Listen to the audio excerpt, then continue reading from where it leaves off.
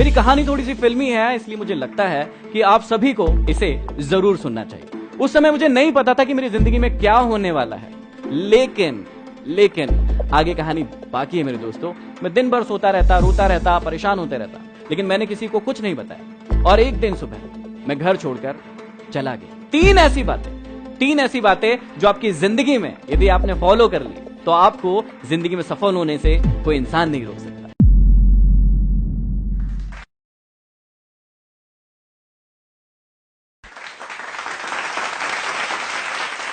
नमस्कार दोस्तों, मेरा नाम है महेंद्र दुगने और आप सभी लोग मुझे एमडी मोटिवेशन के नाम से जानते हैं। मैं रहता हूं मध्य प्रदेश के सबसे छोटे डिस्ट्रिक्ट हरदा में। मेरी कहानी थोड़ी सी फिल्मी है, इसलिए मुझे लगता है कि आप सभी को इसे जरूर सुनना चाहिए। इस कहानी की शुरुआत होती है 7th क्लास से। पढ़ने में बहुत ही गधा, उल्लू का पट्टा, डफर, कुछ भी कह सकते हैं आप। ऐसा था मैं 7th में। जैसे तैसे मैं क्लास पढ़ ही रहा था कि मुझे सप्लीमेंट्री आ गई 7th क्लास में, और उस क्लास को जैसे तैसे मैंने पास किया। आगे मेरी कहानी यहीं रुकने वाली नहीं थी, कहानी की तो भी सिर्फ शुरुआत हुई थी। मैं आगे 8th क्लास को जैसे तैसे पास करके 9th क्लास में पहुंचा, और उस समय एक्सीलेंस स्कूल की शुरुआत हुई थी। उस स्कूल का नियम था कि जो भी बच्चा यहां पर फेल होगा उसे भगा दिया जाएगा। आप जान के आश्चर्य करेंगे कि उस साल, जिस साल ये स्कूल स्टार्ट हुआ था, उस पूरे स्कूल में एक ही बच्चे को सप्लीमेंट्री आई थी, वो था मैं। और आपको उससे ज्यादा जानकर आश्चर्य होगा कि उस साल उस सप्लीमेंट्री की परीक्षा को भी मैं पास नहीं कर पाया। मैं फेल हो गया और स्कूल से मुझे निकाल दिया गया। मैं बहुत परेशान हो गया, मैं चिंतित हो गया, क्योंकि लोग मुझे परेशान करने लगे। मेरे फ्रेंड सर्कल मुझे परेशान करने लगे। जब भी मैं रोड पर जाता था वो मुझे गालियां देते थे, कहते थे अरे देखो फेलियर आ गया, ये तो फेल हो गया था। कागज के टुकड़े फाड़ फाड़ कर मुझ पर उड़ाते थे। मैं बहुत दुखी हुआ, बहुत रोया, और मैंने डिसीजन लिया कि मैं आगे पढ़ाई नहीं करूंगा। लेकिन घर वालों ने जैसे तैसे मनाया कि तुझे फिर से पढ़ना पड़ेगा। मैंने कहा नहीं पढ़ूंगा। उन्होंने कहा कि तुझे पढ़ना पड़ेगा, और फिर से 9th क्लास पढ़ना पड़ेगा। ये सबसे बड़ा टेंशन था मेरे लिए, क्योंकि वही क्लास फिर से पढ़ना मेरे लिए पॉसिबल नहीं था। जैसे तैसे करके एक गवर्नमेंट स्कूल में मुझे एडमिशन मिला, ये कह के कि भैया इसको एडमिशन क्यों दे रहे हो, ये तो एक्सीलेंस स्कूल से फेल है, इसे एडमिशन दोगे तो और ही हमारी स्कूल का नाम खराब होगा। उसके बाद मुझे जैसे तैसे एडमिशन मिला। मैं स्कूल में गया और मैंने एक चीज डिसाइड की कि अब मैं जितनी भी चीजें करता हूं लाइफ में, मैं स्पोर्ट्स में बहुत अच्छा था। 1500 मीटर जो रनिंग होती है उसमें मैंने स्टेट खेला हुआ है, जो खो खो होता है उसमें मैंने स्टेट खेला हुआ है, एनसीसी में सीएसएम था। बहुत सारी दूसरी एक्टिविटी में मेरा बहुत मन लगता था, लेकिन सिर्फ एक चीज में मन नहीं लगता था, और वो थी मेरी पढ़ाई। लेकिन अब मैंने डिसाइड किया कि यदि अब पढ़ना है तो अच्छे से पढ़ना है। मैंने सारी एक्टिविटीज को खत्म कर दिया अपनी जिंदगी से, किसी भी एक्टिविटी को अपनी जिंदगी में आने नहीं दिया। और उसके बाद क्या हुआ, 9th क्लास में मैंने खूब पढ़ाई की, 10th क्लास में मैंने खूब पढ़ाई की, और मैं बना टॉपर उसी स्कूल का जहां पर मैं फेल होकर गया था। तो जहां पर मैं फेल होकर गया था वहीं से टॉपर बना। ये खबर जो है मेरे छोटे से डिस्ट्रिक्ट में हरदा में पूरी जगह फैल गई। और हुआ ये कि मैं 9th से ही इंग्लिश का मुझे बोलने का बड़ा शौक था। मैंने एक इंस्टीट्यूट ज्वाइन किया था जहां पर मैं कॉम्पिटिशन एग्जाम की तैयारी भी करने लगा था। अब उसी समय में यह हुआ था कि एक मेरी लाइफ की बहुत ही मजेदार सी घटना है जिसने शायद मेरी पूरी जिंदगी को बदल कर रख दिया। मुझे बचपन से ही गरबा करने का बड़ा शौक था, डांस करने का बड़ा शौक था, और पता नहीं क्यों ऐसा होता है, पता नहीं क्यों मैं ठीक ठाक हूं, लेकिन पता नहीं क्यों मुझे लड़कियों जैसा रहना बड़ा पसंद था। मुझे बड़े बाल रखने बहुत पसंद थे, मुझे उनकी तरह तिलक लगाना बड़ा पसंद था। तो जब भी मैं गरबा करने के लिए जाता था तो वैसे ही बाल, वैसे ही तिलक और वैसे ही कुछ कुछ चीजें पहन के जाता था। अब क्योंकि मैं छोटा था और बड़े जो भाई लोग थे उनके ग्रुप में था, मुझे सबसे आगे खड़ाया जाता था, क्योंकि मेरी एंट्री शानदार होती थी, कुछ अलग सी हरकतें करता था मैं। जब मेरी एंट्री हुई, वैसे मेरे पिताजी एक मैकेनिक है, हमारी शॉप है, और वैसे वो कहीं नहीं जाते हमारा प्रोग्राम देखने, कुछ भी देखने नहीं जाते, लेकिन कहते हैं ना किस्मत में जो लिखा है वो होके रहता है। वो उस दिन गरबा देखने के लिए आए। मेरी एंट्री हुई, लोग आसपास में खड़े थे उनके। जैसी मेरी एंट्री हुई, मेरे लहराते हुए बाल मुझे बड़े अच्छे लग रहे थे, लेकिन हुआ क्या, लोगों ने कहना शुरू कर दिया कि ये कौन पागल लड़का है, ये कैसा लड़का है जो लड़कियों की तरह रह रहा है। उसके बाद मेरे पिताजी से ये सुनते नहीं बना, वो वहां से घर चले गए। उन्होंने मुझे उस दिन कुछ नहीं कहा, लेकिन अगले दिन मेरे पिताजी मेरे अंकल के साथ बैठे हुए थे। अंकल ने मुझे बुलाया, कहा बेटा इधर आओ, ये क्या कर रहे हो, ये क्या हालत बना रखी है, लोग कह रहे हैं कि तुम लड़की जैसे दिखते हो। कल तुम्हारे पिताजी को ये कहने में शर्म आ गई, कि तुम उनके बेटे हो, वो ये भी नहीं कह पाए। मुझे इस बात ने बड़ा दुखी किया। उस समय मुझे नहीं पता था कि मेरी जिंदगी में क्या होने वाला है, लेकिन आगे कहानी बाकी है मेरे दोस्तों। मैं बताता हूं कि उसके बाद क्या हुआ उसी ग्राउंड पर। उसके बाद मैंने 9th क्लास जैसे तैसे निकालना शुरू किया। 10th क्लास में मैंने टॉप किया, कॉम्पिटिशन एग्जाम की तैयारी करने लगा, ब्रिलियंट स्टूडेंट बन गया। उसके बाद मेरा सिलेक्शन हुआ 12th क्लास में स्टेट बैंक ऑफ इंडिया में। लेकिन कहते हैं ना, डेस्टिनी में कुछ और ही लिखा था। उस सिलेक्शन को मैंने एक्सेप्ट नहीं किया। उसके बाद मैंने उस सिलेक्शन को छोड़ दिया। मैं स्टेट बैंक ऑफ इंडिया का जो क्लर्क का मेरा सिलेक्शन हुआ था उसे ज्वाइन नहीं किया, उस सिलेक्शन को मैंने नहीं लिया। लेकिन उसके बाद कहते हैं ना, डेस्टिनी में यदि कुछ और लिखा हो तो फिर वो हो के रहता है। जहां मैं 4 साल से पढ़ रहा था, जहां मैंने सिलेक्शन लिया, उस इंस्टीट्यूट में एक क्लास होने वाली थी जो कि मोटिवेशनल क्लास होने वाली थी। हमारे गुरु हमें सिखाने वाले थे कि मोटिवेशनल स्पीकर कैसे बना जाए, जिंदगी में लीडरशिप कैसे डेवलप की जाए, आगे कैसे बढ़ा जाए। और ये सब सीखने के लिए मैं बहुत ही उत्साहित था। मैं बहुत ही उत्साहित था, एक्साइटेड था कि बस अब तो ये मैं सीखने वाला हूं। क्लास होने वाली थी शाम को 6 बजे। 10 बच्चे इकट्ठे होने वाले थे क्योंकि वो टॉप स्टूडेंट्स थे। उनको बुलाया गया, हम वहां पर बैठे हुए थे और उसी वक्त एक जो घटना हुई उसने मेरी पूरी जिंदगी फिर से बदल कर रख दी। मेरे गुरु आए और उन्होंने आते ही सबसे पहले यह कहा कि महेंद्र, तुम यहां से नीचे चले जाओ, तुम्हारे बस की ये बात नहीं है। यहां पर जितनी भी बातें होने वाली है वो बहुत ऊंचे लेवल की होने वाली है, बड़े लेवल की होने वाली है। ये बातें तुम्हारे बस की नहीं है। जिस संस्थान के लिए मैंने 4 साल दिए थे, उनके गुरु ने मुझे ऐसा कहा। वो मेरे भी गुरु हैं, अभी भी है, लेकिन मुझे ये बातें बहुत चुभी। मैं उस वक्त उनसे कुछ नहीं कह पाया, लेकिन मैं नीचे गया और खूब रोया, खूब परेशान हुआ कि मुझे ऐसा क्यों कहा गया। उस वक्त ये बात नहीं पता थी कि ये मुझे क्यों कहा गया, लेकिन आज समझ में आता है कि ईश्वर ने सब कुछ तय करके रखा था, इसलिए वो घटना उस दिन हुई थी। उस दिन के बाद मैंने उस संस्थान को छोड़ दिया। मैं आज तक वहां नहीं गया। मैं अपने घर गया, 3-4 दिन घर पर रुका और बहुत रोया गाया, परेशान हुआ। घर वालों को भी चिंता हुई कि इसके साथ ये क्या हुआ है। जो व्यक्ति एक भी दिन ऐसा नहीं हो कि इंस्टीट्यूट नहीं जाए, वो 4 दिन हो गए इंस्टीट्यूट क्यों नहीं जा रहा है। मैं दिन भर सोता रहता, रोता रहता, परेशान होते रहता, लेकिन मैंने किसी को कुछ नहीं बताया। और एक दिन सुबह मैं घर छोड़कर चला गया मैं घर छोड़कर, और उसके बाद 1 साल तक अपने घर से बाहर रहा।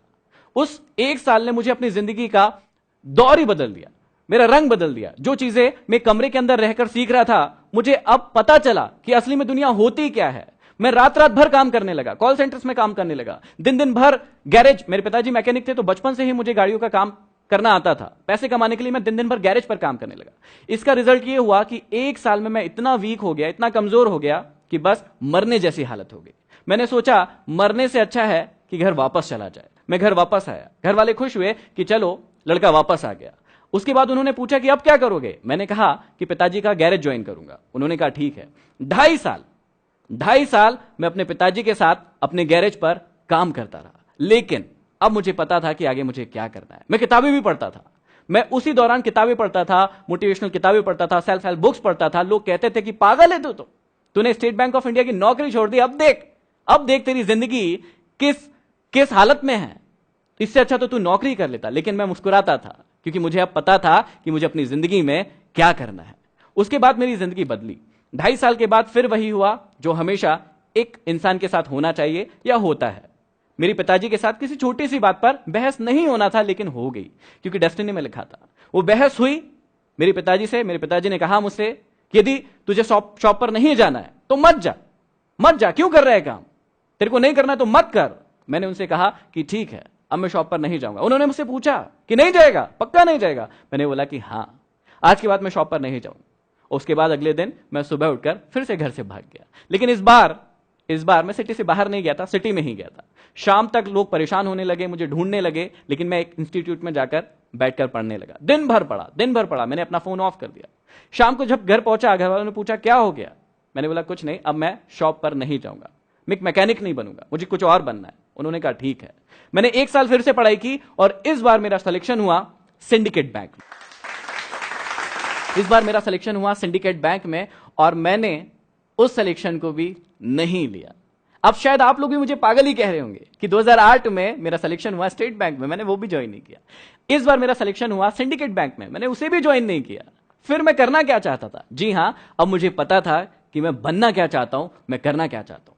मैंने अपने खुद के इंस्टीट्यूट की शुरुआत की, उसका नाम है चेंज एकेडमी, जहां पर हम लोग बच्चों को कॉम्पिटिशन एग्जाम की तैयारी करवाते थे। लेकिन मुझे पता था कि मुझे क्या करना है। उसी के साथ साथ मैं अपनी सिटी में बच्चों को मोटिवेट करने लगा। मैं कॉम्पिटिशन एग्जाम की तैयारी तो करवाता था, लेकिन उनसे कहता था कि अपनी जिंदगी में वही काम करना जिसे करने में मन लगे, जिसे करने में आपको एक्साइटमेंट फील हो, जिसे करने में आपको कभी थकान महसूस ना हो। लोग मुझे कहते थे कि पागल हो क्या, तुम तो कंपटीशन एग्जाम की तैयारी करवाते हो, फिर ये क्यों कहते हो कि वो काम करो जिसमें मन लगे, पसंद हो।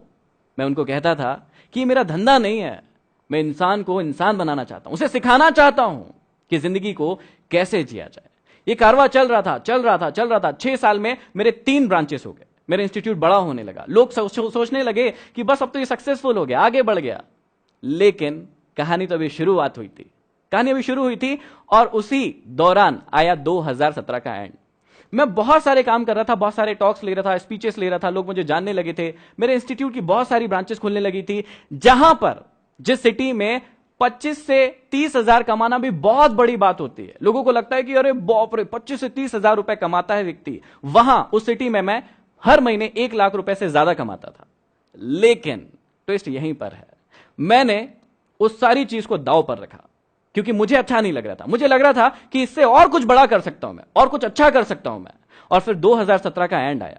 वहां पर क्या हुआ, वहां पर मैंने एक डिसीजन लिया कि अब इन सारी कोचिंग्स को मुझे बंद करना है, क्योंकि मुझे कुछ और अच्छा करना है। मेरे दिमाग में चल नहीं रहा था, मुझे समझ ही नहीं आ रहा था कि मैं ये काम करूं या ना करूं। फिर डिसीजन लिया कि मुझे ये काम अब नहीं करना है। और 2017 के एंड में मैंने तीनों के तीनों ब्रांचेस बंद कर दिए। अब लोग फिर से परेशान होने लगे, फिर से मुझे पागल कहने लगे कि यार इससे बड़ा पागल कोई नहीं है। सारी सिटी में ये बात हो गई, क्योंकि छोटी सिटी है तो सारी जगह बात फैल गई कि महेंद्र तो फिर से पागल हो गया।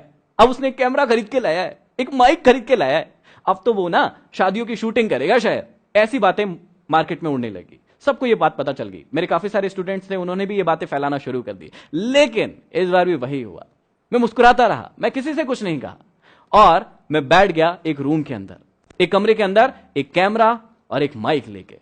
और फिर शुरुआत हुई मेरी जर्नी की। वो जर्नी थी यूट्यूब की जर्नी। मुझे पता था कि मुझे अब क्या करना है। मैं आगे बढ़ता गया। मैंने 4 महीने वीडियोस बनाना शुरू किए। शुरुआत में ये बहुत कठिन होता है, क्योंकि जब वीडियो डालते हैं तो यदि आप यूट्यूब से हैं तो आपको पता होगा कि व्यूज नहीं मिलते हैं, लाइक्स नहीं मिलते हैं, लोग उसे शेयर नहीं करते हैं, बड़ा दुख होता था। लेकिन मुझे अपने आप पर पूरा विश्वास था।